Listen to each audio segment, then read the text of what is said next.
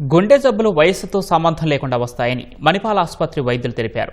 రాష్ట్రంలో ఏటా 10,000 మంది చిన్నారులు గుండె జబ్బు బారిన పడుతున్నారని చెప్పారు. అధునాతన టెక్నాలజీ ఉపయోగించి సర్జరీ లేకుండా డివైస్ ద్వారా ఒంటిపై గాయం లేకుండా గుండె జబ్బులను నయం చేస్తున్నట్లు వివరించారు.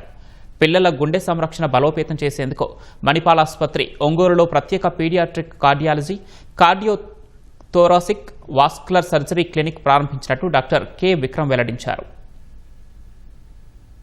ప్రాబ్లం అంటే పెద్దోళ్ళకే వస్తుంది, చిన్నపిల్లలకి రాదు అనే పెద్ద అపోహ ఉంది. కానీ అది నిజం కాదు. ఎందుకంటే 100 మంది పిల్లలు పుడితే ఒకళ్ళకి హార్ట్ ప్రాబ్లం ఉంటుంది.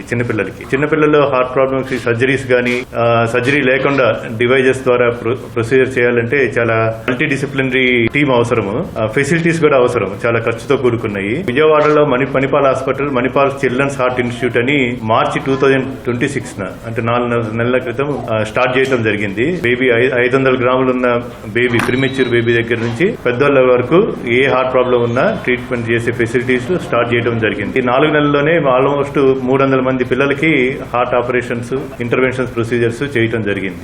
చాలా వరకు పుట్టుకతో వచ్చిన జబ్బులను గానీ మనం టైమ్లీ ఇంటర్వెన్షన్ చేశాము అంటే ఈవెన్ వాళ్ళు స్పోర్ట్స్ వెళ్ళొచ్చు, మిలిటరీకి వెళ్ళొచ్చు, అన్ని రకాలుగా నార్మల్ లైఫ్ అన్నది ఇచ్చేయచ్చు. ఆ సకాలంలో గుర్తించకపోతే సేమ్ బేబీని మనం ఆపరేషన్ చేసినా సరే ఉపయోగం ఉండదండి. సో ఆ ఎర్లీ స్టేజ్ లో గుర్తించడానికి మీ అందరి సహకారం అయితే మాకు కావాలండి. పెద్దోళ్ళలో అయితే ఆపరేషన్లు చేయడం అనేది ఇప్పటికైతే ప్రతి జిల్లాలో కూడా వచ్చాయి. పిల్లల్లో రాలేకపోవడానికి కారణం ఏంటంటే దీనికి ఒక పెద్ద టీం కావాలి.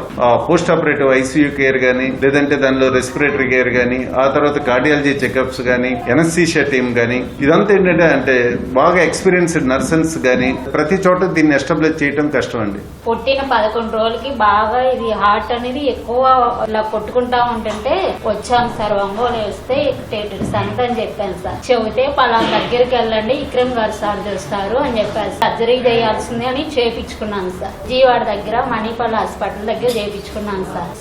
సర్జరీ చేసినాక ఇప్పుడు 2 నెలలు అయింది సార్. బాగానే ఉంది, పిల్లగాడు బాగా ఆట ఆడుతున్నాడు.